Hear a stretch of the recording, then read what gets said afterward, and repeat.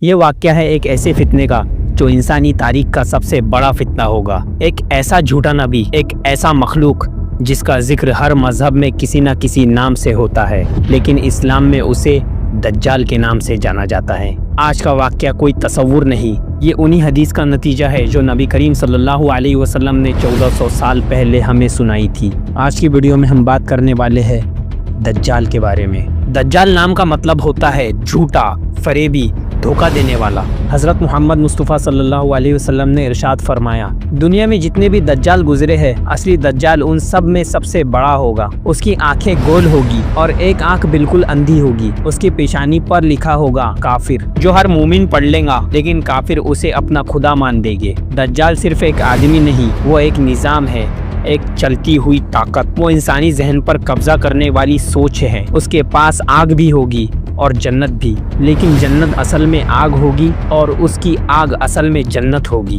وہ لوگوں سے کہے گا، میں تمہارا رب ہوں، مجھے سجدہ کرو۔ نبی کریم صلی اللہ علیہ وسلم نے صحابہ کو بتایا تھا، میں تمہیں دجال کے فتنے سے سب سے زیادہ ڈراتا ہوں۔ لیکن سوال اٹھتا ہے، کیا دجال زندہ ہے؟ ایک حدیث کے مطابق ایک صحابی تمیم داری رضی اللہ تعالیٰ عنہ ایک سمندری سفر پر گئے۔ وہ ایک جزیرے پر اس مخلوق سے ملے جو زنجیروں میں جکڑی ہوئی تھی۔ اس نے کہا، مجھے دجال کے نام سے جانا جاتا ہے اور میری آزادی کا وقت قریب ہے۔ کیا وہ اٹلانٹک اوشن کے کسی جزیرے میں ہے؟ کیا وہ پہلے سے آزاد ہو چکا ہے؟ آج دنیا بھر میں فتنے کا رقص ہے، ایک سوچ، ایک نظام جو تمہیں خدا سے دور لے جاتی ہے۔ کیا یہ سب دجال کے لیے راستہ صاف کر رہے ہیں؟ دجال کے پاس وہ قوتیں ہوگی جو کسی انسان کے پاس کبھی نہیں رہی۔ وہ آسمان سے بارش برسا سکے گا، زمین سے فصل اگا سکے گا، زندے کو مار سکے گا اور مردوں کو زندہ کر کے دھوکہ دے گا۔ سوچو، ایک بھوکا انسان جس کے بچے بھوک سے تڑپ رہے ہو اور دجال کہے، مجھے رب مان لو، میں تمہیں روٹی دے دوں گا۔ کیا تم ایمان پر قائم رہو گے؟ دجال کے پاس ایک جنت ہوگی جو اصل میں دوزخ ہوگی۔ اس کے پاس ایک آگ ہوگی جو اصل میں جنت ہوگی۔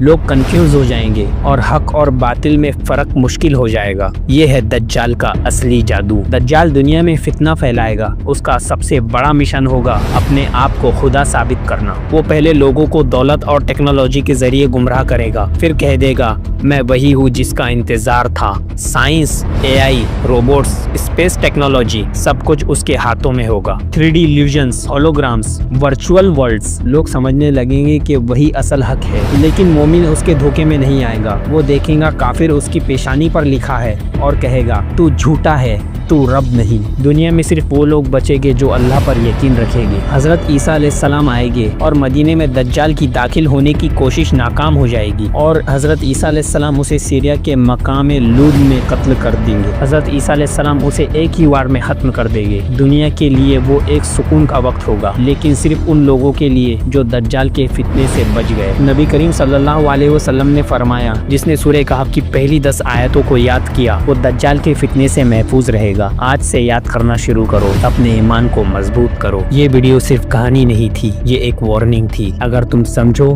تو ابھی وقت ہے، اپنے عقیدے کو ٹھیک کرو، اپنی زندگی کو اللہ کے حوالے کرو، کیونکہ دجال کا فتنہ ہر روز قریب آ رہا ہے۔ وہ نظام میں ہے، وہ میڈیا میں ہے، وہ تمہارے ذہن میں ہے، اور جب وہ تمہارے سامنے آئے گا تو صرف ایک سوال ہوگا، تمہارا رب کون ہے؟ آج ہی طے کرو، کل دیر ہو سکتی ہے۔